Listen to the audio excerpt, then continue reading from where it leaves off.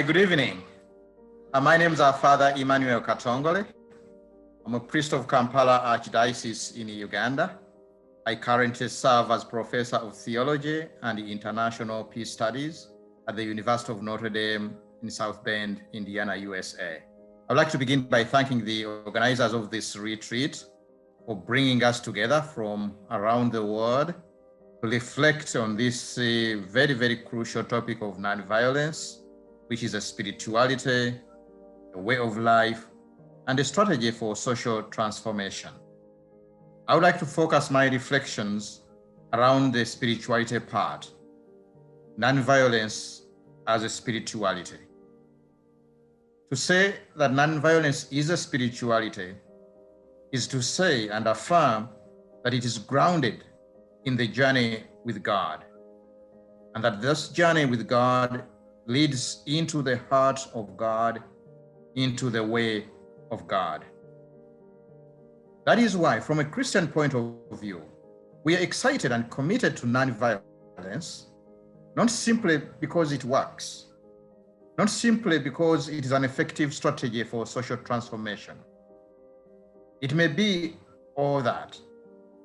Our primary commitment to nonviolence is because it is the way of God, that it is connected to the way that God creates, rules, and redeems the world. God is love, and we are created in God's image, which means created in love, with love, and for love. Love is our true identity and our true calling.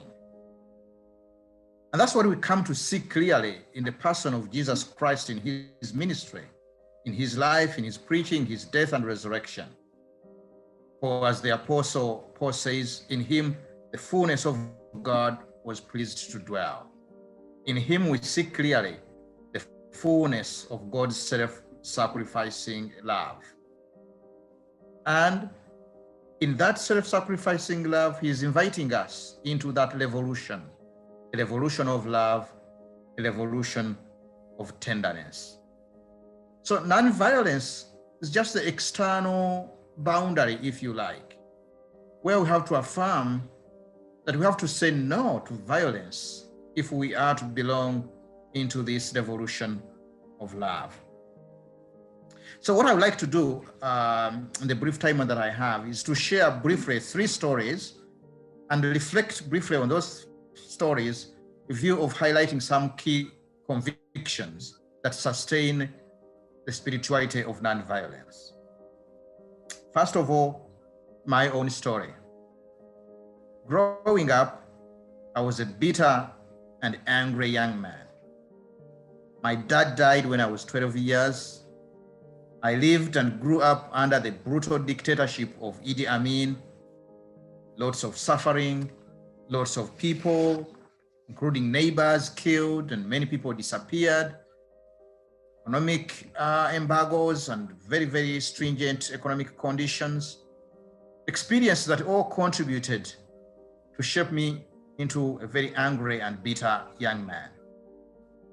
When I finished high school, I decided to join the liberation forces, the forces that were fighting to oust Idi Amin. It was only by the grace of God that I was actually saved from that lie that we can create peace through violence. And for me, the grace came through sickness. I became greatly sick, was admitted in the hospital where I stayed for over a month. And during my stay in the hospital, sick, very sick, weak, I discovered a gift. It was the gift of love. The love from the medical mission sisters who ran the hospital, from my doctors, my nurses, my classmates, and my teachers who would come and sit in my room and would talk away in the evening. I discovered through that experience of being loved that there was something precious about my life. And I discovered it in a way that I had never felt it before. It was then that I began to think that perhaps God might have a purpose for my life. it was actually there that I discerned and discovered the vocation to the priesthood. So in that love that I experienced in the context of my being sick, I was returned, if you like, to myself. I say this because my life as a priest, what I do, my ongoing appreciation of the call to nonviolence is all connected to that experience of suffering and yet of discovering love. That is the experience, if you like, that inducted me, recruited me, if you like, drafted me into the revolution of God's tenderness and love. How about you? How and when were you drafted into the revolution of love? This is important because nonviolence is not just an abstract strategy. It's not just an abstract principle or a strategy for the transformation of the world. Of course it is, but it is grounded in a personal journey. It is grounded in a discovery of one's true identity as God's child and as beloved. And in that discovery, it's also a discovery of how precious one's life is and the life of everyone else. In fact, it is through that discovery that one begins to shape what Archbishop Desmond Tutu calls disciplines of goodness. Everyday practices of humility, hospitality, gratitude, forgiveness, reconciliation. It is through these everyday practices that a revolution of God's love is shaped. These are what constitute that revolution of tenderness. The second story I want to share is the story of Mama Angelina, a woman in northern Uganda, a midwife whose daughter was abducted together with 138 other girls by the Lord's Resistance Army fighting against the Ugandan forces in northern Uganda. Every weekend, the parents of the abducted girls would come together to pray together, to advocate for the release of their children. And as they concluded their meeting, they would pray and attempt to pray the Our Father. But they could not get over the words, "Forgive us our sins as we forgive." It was too much for them. They were filled with bitterness, with anger for those who had abducted their children. And this went on for a while. After some time, as Mama Angelina tells the story, they felt they had received a gift of forgiveness and they were able to say the Our Father and finish the Our Father. A gift of forgiveness, she said, had come upon them and they felt they had been released, but also they felt the need to go and share that gift of forgiveness with others in the community. She even went and met with the mother of the rebel who was holding her daughter in captivity. They also felt that this gift of forgiveness had deepened their advocacy. And so they went into the community calling for the release of their daughters, but also for an end to war. War cannot be a path to peace, they said. They advocated locally, nationally, internationally, on the radio. In fact, it was on one of those radio advocacy meetings that the rebels called in to Angelina as she was speaking on the radio. And they wanted to give her a deal. They would release her daughter if she stopped the publicity campaign, because that was drawing a lot of negative publicity against them, her advocacy. They would release her daughter. And she said, "What about the other girls?" I will stop my advocacy if you release all the other girls. The rebels refused. And she went back home without her daughter because she said, every child is my child. Fortunately, after 7 years in captivity, her daughter escaped and returned home. Now, this story of Mama Angelina is important for at least 3 reasons that help to capture the spirituality of nonviolence. One, it shows how nonviolence, like the gift of forgiveness that Angelina and her fellow parents received, is a gift. They received this gift in the context of praying the Our Father. An unexpected gift, but also a strange gift. So strange that one time Angelina is speaking to the community about the gift of forgiveness, and one elderly woman whose grandchild was abducted is looking at her in disbelief. And she tells Angelina, with all the atrocities that the rebels have committed, how can you even talk about forgiveness? Angelina, are you from another planet? Are you from another planet?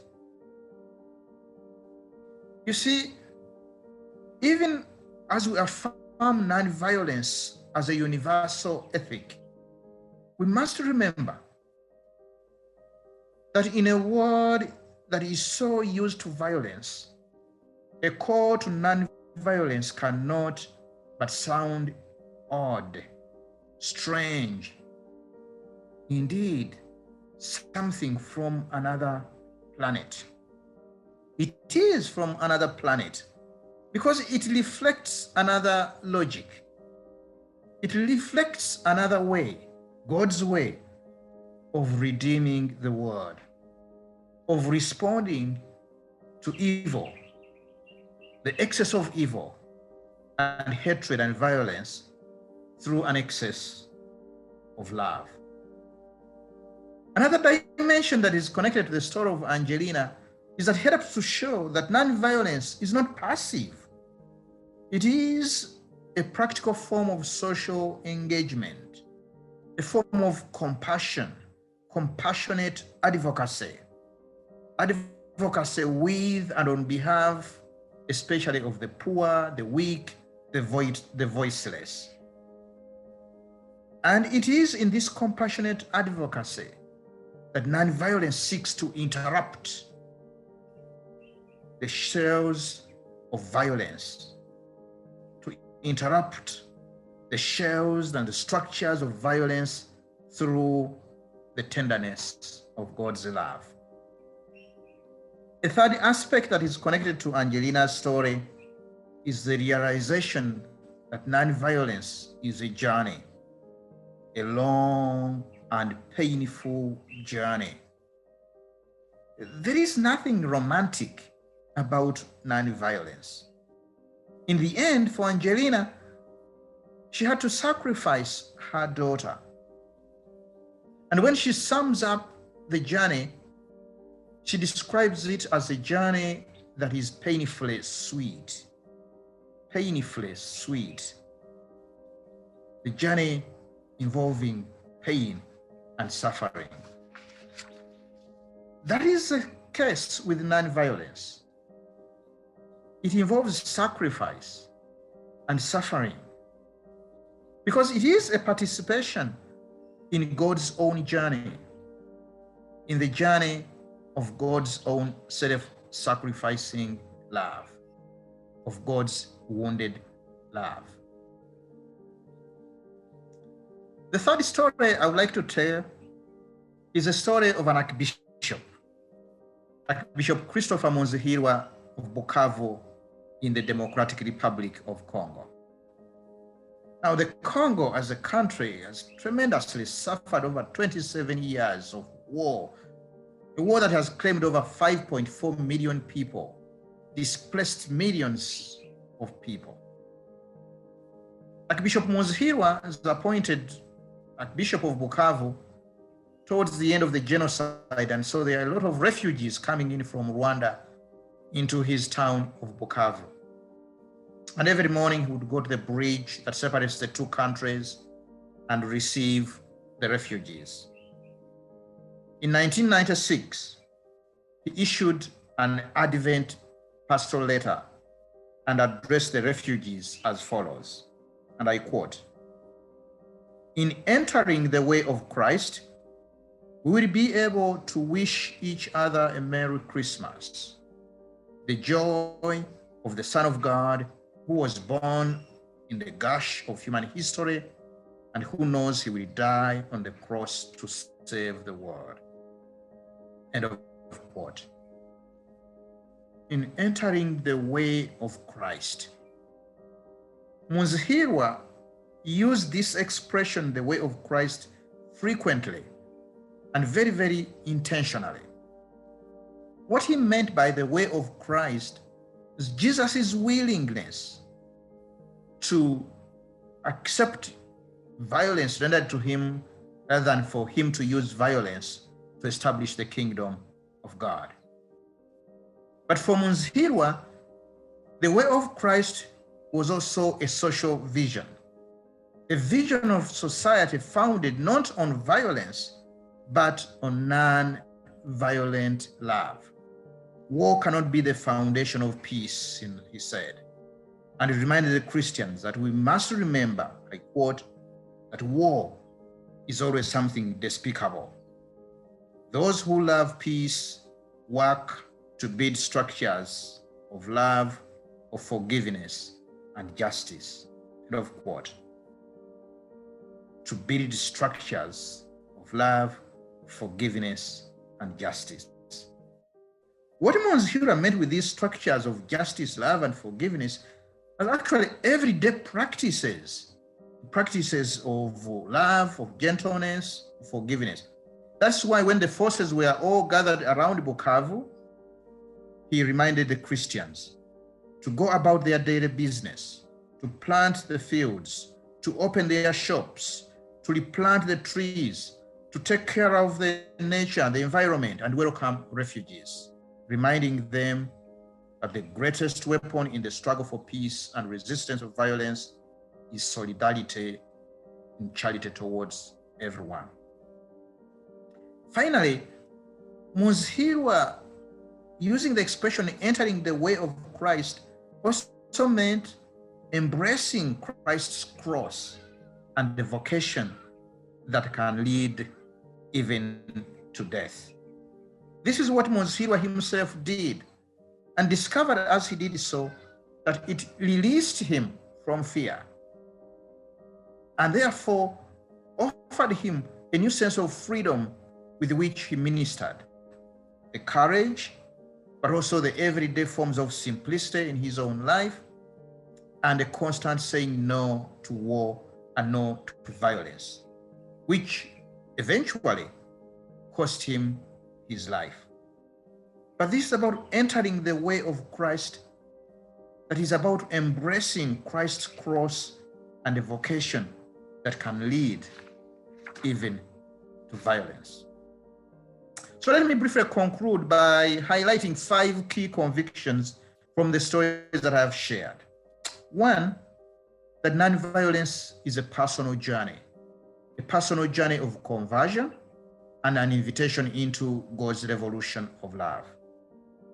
2, that it is a gift that is offered to everyone, at the same time an invitation, a call, a vocation for every Christian to enter the way of God, the way that God responds to evil through the excess of love. 3, that is not passive, is a very active engagement, an engagement that takes place through the disciplines of goodness, of everyday practices, of hospitality, of forgiveness, of gentleness, of dialogue, of humility. These are the disciplines through which that revolution of tenderness is shaped. 4, that it is a long and painful journey, as Angelina says, which involves suffering and sacrifice. This, I think, is what Saint Archbishop Oscar Romero was pointing to when he referred to the violence of love. I quote, "We have never preached violence except the violence of love, which left Christ nailed on the cross.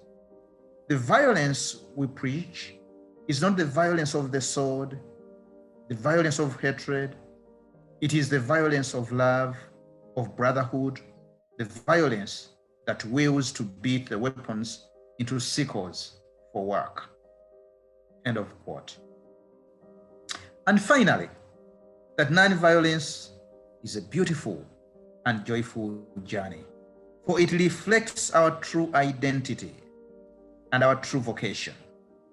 And as the letter to the Hebrews encourages us, let us fix our eyes on Jesus, the pioneer and the perfecter of our faith. For the joy that was set before him, he endured the cross, disregarding its shame. For the joy that was set before him. And so, for the joy that is set before us, we too journey on with hope and in confidence, inspired by the words of Archbishop Monzihirwa in his Advent message. I quote, "By entering the way of Christ, in a few days, we'll be able to wish each other Merry Christmas. The joy of the Son of God, who is born in the gush of human history, and who knows that he will die on the cross to save the world. It is this profound joy, our true home, that I already wish for you, and that in solidarity we will construct together." End of quote. Thank you very much, and I wish you all a happy Advent.